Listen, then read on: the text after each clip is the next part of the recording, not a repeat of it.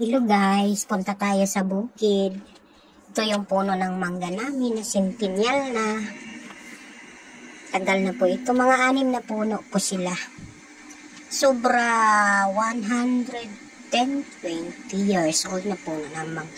Ito yung anak ko, nauna pang pumunta sa bahay ng manok. Kaso wala ng manok, naubos. Benenta. Kasi walang nagkasakit. Kaya wala na kaming manok dito. Pero pag uwi ko maglalagay ako ng manok. Ito na naman yung puno ng nangka namin. Ang daming bunga. Dami-dami talaga. Yan o. 3 years old pa lang siguro. Yung 4 years old na yung langka. Kasi season ng mga nangka. Ang daming bunga. Pwedeng pangluto sa piyesta. Ganda sa bukid. Pag may tanim ka talaga, may magugulay ka, may anihin ka.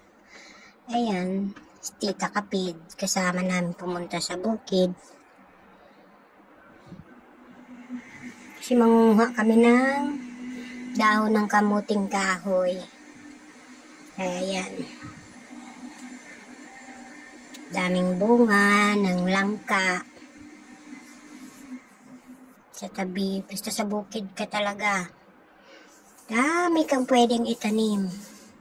Kaya ako, pag umuwi na talaga, siguraduhin kong marami akong itatanim para balang araw yung anak ko may makukuha na bunga. Hindi na kailangan manghingi sa kapitbahay kasi may sarili ka ng tanim. Tatanim ako ng durian, rambutan, atis. Bahala na, basta kahoy na tumutubo na namumunga. Kahit pwedeng itanim. Tanim ka lang ng tanim. Bagong harvest ng bukid, ng mais. Tinaniman kasi ng mais. Ayan, dumaan kami sa kapitbahay na bukid. Marami silang patola. Nanguha kami. Tita Janice, nanguha kami ng patola mo. Tito GR. Sigarilyas pa sana, kaso sabi may aso. Hindi na lang kami kumuha. Ayan, ganda dito sa bukid. Fresh na fresh ang hangin. Pwede ka ng agalaga ng hayop.